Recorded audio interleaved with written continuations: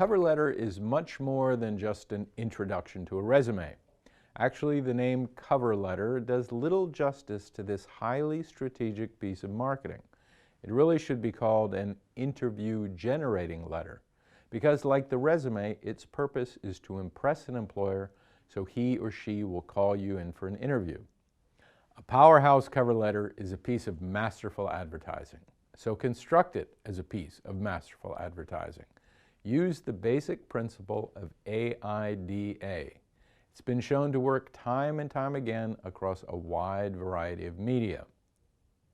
Whether in classified ads, display ads, electronic media, or websites, the AIDA thought process applies. If you know AIDA, the principle is worth reviewing because it must be used in your cover letters. If by some chance you don't know it, here it is. Attention, interest, desire, and action. The employer is the customer, and you or your services are the product. So your resume and cover letter are your advertisement. They must follow the laws of advertising to achieve maximum results. There are hiring managers who admit to not reading a cover letter, but most employers say they read the cover letter first. So the cover letter must incorporate the AIDA principles to get the employer to read your resume. And then the resume must use the principles you've learned in the previous modules to convince the employer to call you. In one statement, this is how AIDA applies to your cover letter and resume. To get the attention of the employer to read the resume with enough interest to create the desire to make them take the action to contact you to schedule an interview. The first action desired of the cover letter is getting the employer to read it and to continue on and read your resume. The second action desired of the cover letter is for the employer to call or contact you. Now, some cover letters have enticed the reader to call the candidate without even reading the resume.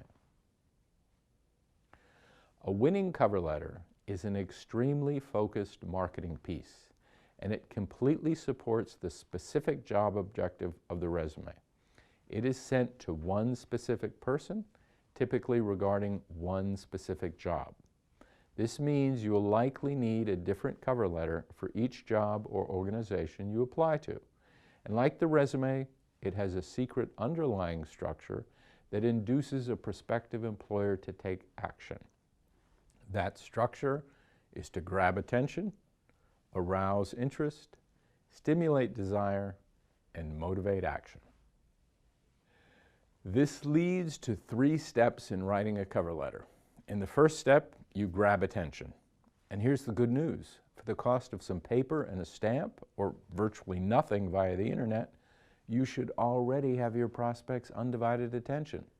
They are usually sitting down with your advertisement in front of them, your resume and cover letter, with the sole purpose of reading it.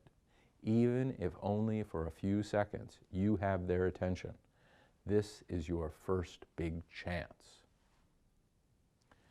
Now, the cover letter must generate enough interest for the reader to read it all and enough desire to take the first action. What action? The action of reading your resume. The cover letter can also serve a dual action purpose and assist in generating the action to call you.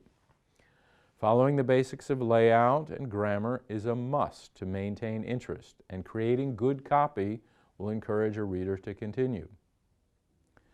If you've been following along in this specialization, you know you should find out all you can about the employer and the position. Read and reread their employment advertisements. Read the ads for other positions within the same organization. Look for similarities in wording.